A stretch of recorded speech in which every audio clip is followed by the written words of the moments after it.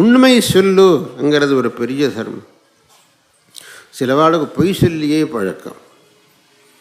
எல்லாத்துக்கும் பொய் சொல்கிறது. தான் பொய் சொல்கிறதுனால தான் ஒரு அதர்மம் பண்ணுறேனுங்கிற நனவு அவளுக்கு வரமாட்டேங்கிறது.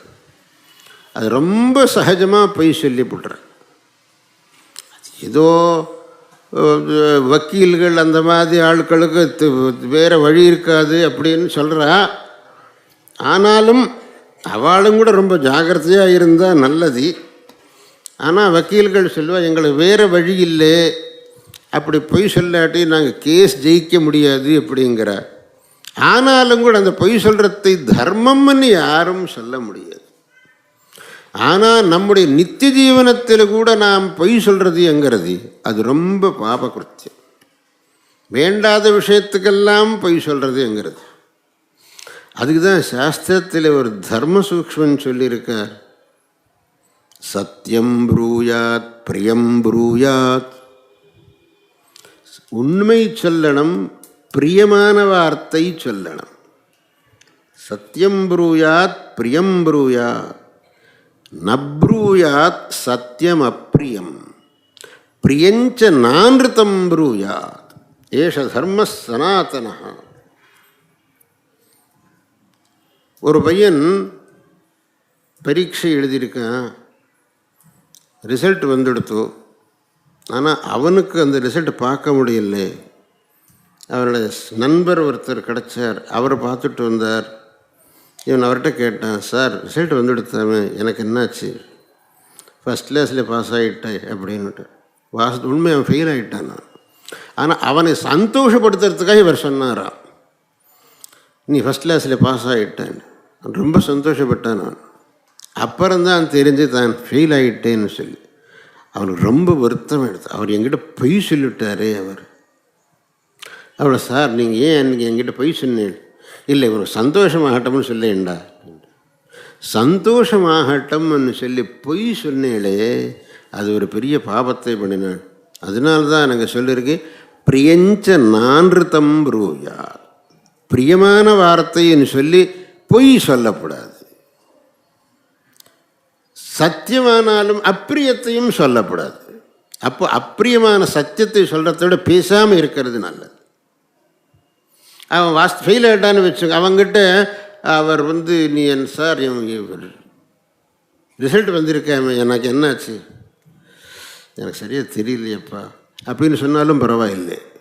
ஆனால் அந்த சத்தியமான அப்பிரியத்தை சொல்லக்கூடாது, அசத்தியமான பிரியத்தையும் சொல்லக்கூடாது. அந்த டயத்தில் எனக்கு சரியாக தெரியலை அப்படின்னு சொன்னாலும் ஒன்றும் தப்பில்லை. இதுதான் தர்மத்தினுடைய சூக்ஷ்மம். இது தர்மஸ்ய தத்துவம் நிஹிதம் குஹாயாம் அப்படின்னு. அந்த தர்ம சூக்ஷ்மங்கள் ரொம்ப விசேஷமாக இருக்கு. ஒருத்தனை ராஜாவுடைய சைனிகள் துரத்துக்கிண்டு வந்துட்டு இருந்தான். அவன் ஒரு ரிஷியுடைய ஆசிரமத்துக்கு வந்தான்.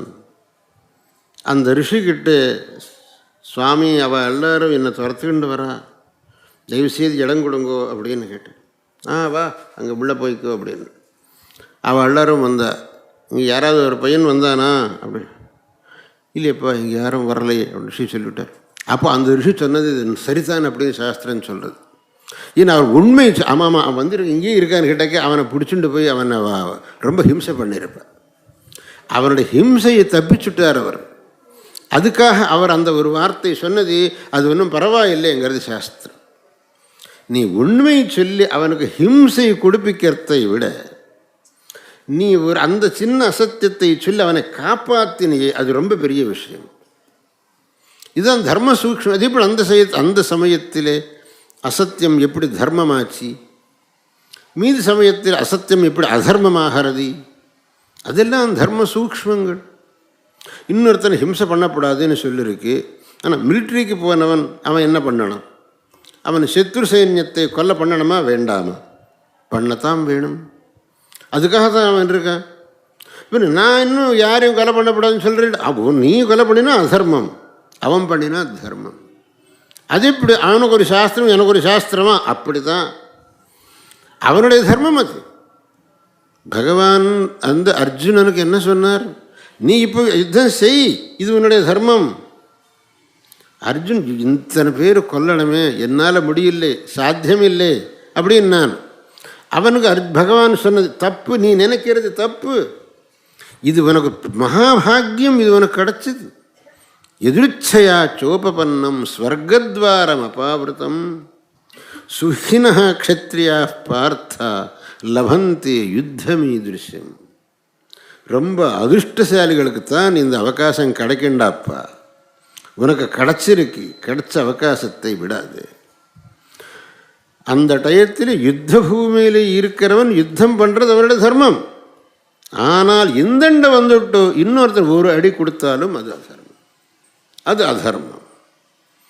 அந்த இடத்துல மட்டும் நீ அவன் பிரதிசைன்யத்தை அடிக்கிறது தர்மமே தவிர, அந்த பக்கம் வந்துவிட்டு ஒரு சின்ன அடி கொடுத்தாலும் கூட அது அதர்மம்.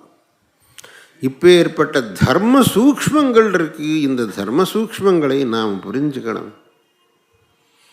ஒருத்தனுக்கு நாம் தானம் பண்ணணும்னு சாஸ்திரத்தில் சொல்லியிருக்கு. ஒரு ஏழை இருக்கான், சுவாமி நாம் பட்னி இருக்கேன், ஏதாவது கொடுங்கோள், கொஞ்சம் சாப்பிட முடியும். அவனுக்கு கட்டாயம் நீங்கள் தானம் பண்ணணும். ஒரு மனுஷன் உங்கள் எதிர்க்க பட்னி இருக்கிற போது எப்படி பார்த்து சகிக்க முடியும்? வாடா அப்பா இங்கே வந்து சாப்பிடு அப்படின்னு அவன் சாப்பாடு போடணும். இல்லை அவனுக்கு சாப்பாட்டுக்கு பைசாவாவது கொடுக்கணும். அதே ஒருத்தன் சார் கள்ளு குடிக்கலாம், ஒரு 10 ரூபா கொடுங்கோள் அப்படின்னாக்கே அவன் கழுத்து பிடிச்சி தள்ளலாம். அவ்வளோ. அது இப்படி அவனுக்கு மட்டும் கொடுக்கணும் அங்கிறேள், இவன் மட்டும் கழுத்து பிடிச்சி தள்ளணும் அங்கிறேள், இதுதான் தர்மம். அவன் செய்யக்கூடிய அதர்மத்துக்கு நீ சககரிக்கப்படாது.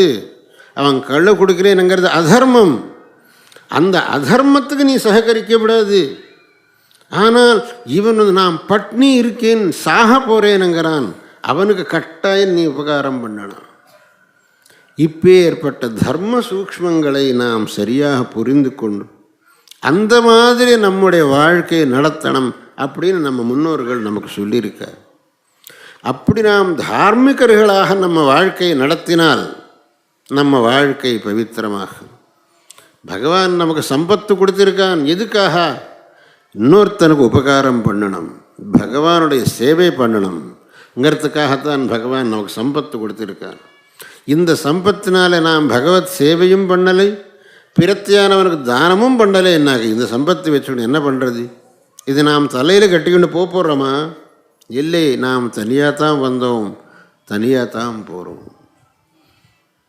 ஒரு துணியும் போட்டுக்காதுக்கு வந்தோம், அதே மாதிரி தான் போகிறோம்.